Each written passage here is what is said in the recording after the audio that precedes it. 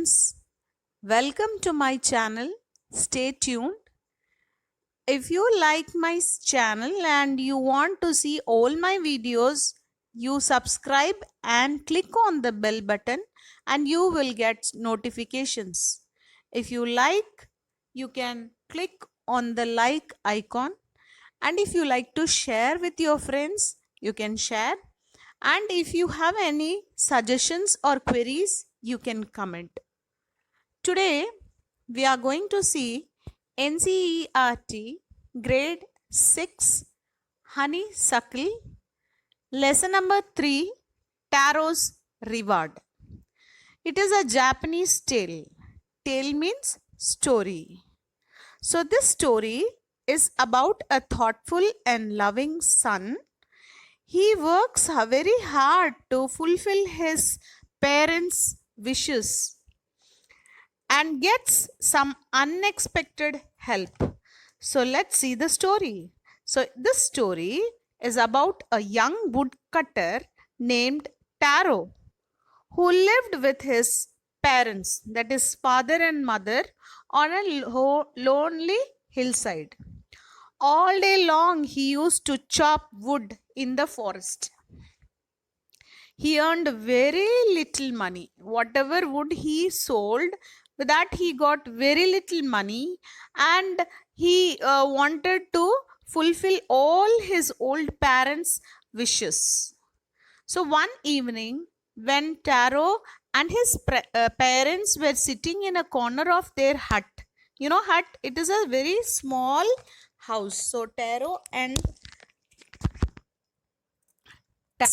parents used to live in a very small hut. So they sat in the hut and these three were talking. So a strong wind began to blow. It blew so hard that the father was shivering with cold. So the father started shivering. So, and he said that I wish I had a cup of sake. So, sake is a kind of drink which is the national drink of Japan. So, it is very expensive. So, he can't afford to buy sake because sake is very, very expensive. Then Taro became even more sadder. Why he became even more sadder? Because he could not fulfill his father's wish, as sake was very, very expensive. So he started thinking, how do I earn more money? So he decided that hereafter I must get up very early in the morning and go to the forest and chop more trees so that I can sell it and buy sake for my father. So he was thinking and he was chopping a tree with his axe. Suddenly, he heard a sound which he had never heard. That was the sound of the waterfall nearby. But he wondered because he had never heard the sound of water in the forest, because he is coming to the forest every day, but he had never seen the waterfall in that place before. And moreover, he was feeling very thirsty also. So he ran in the direction of the water. So he saw a beautiful little waterfall hidden behind a rock.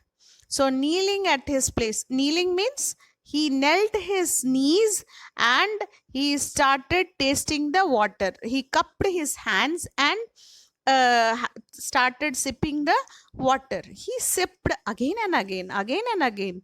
It was not water, instead, it was delicious sake. So, what he did, he wanted to give that to his father. So, he took a picture. You know what is a picture? Picture is a pot. So, he had brought the picture from his home to drink water.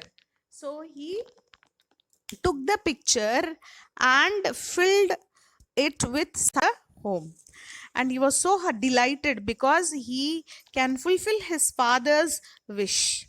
So he gave to his shivering father, and after drinking sake, the father stopped shivering and he did a little bit of dance in the middle of the floor. Now that afternoon, a old lady, that is their neighbor, came to that house. So that neighbor came to their house and they offered sake to this lady. And she drank it and heard the whole story narrated by Taro.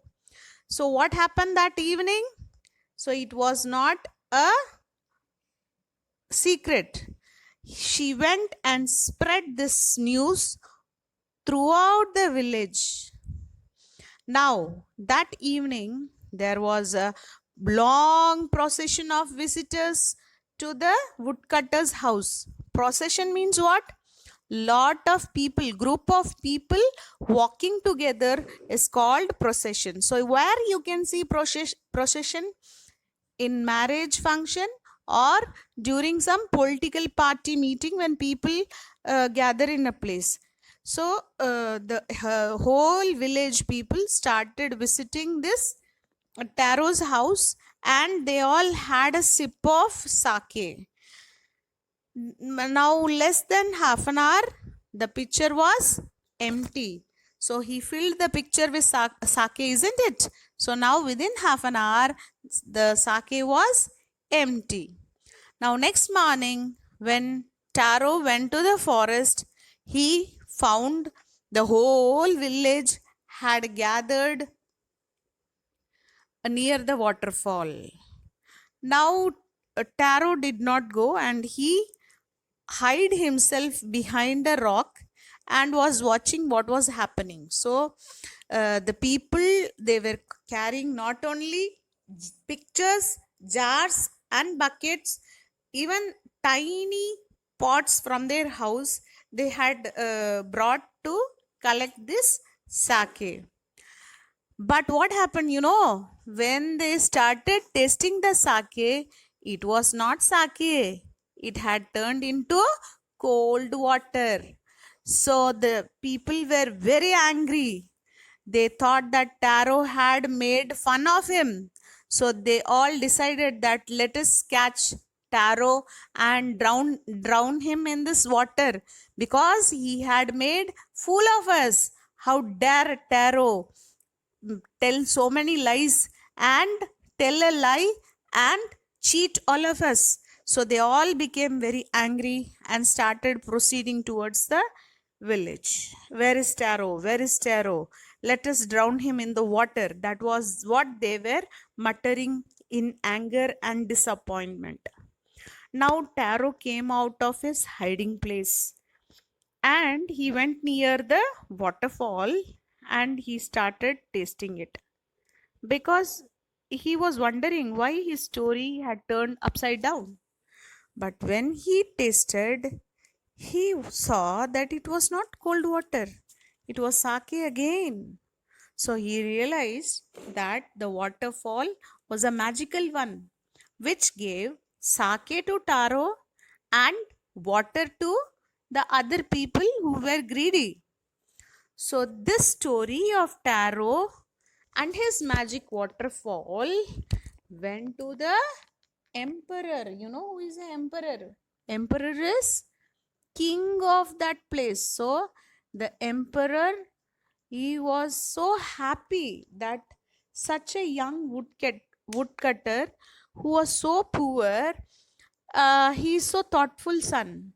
So he wanted all the children to be obedient to their parents and honor their parents.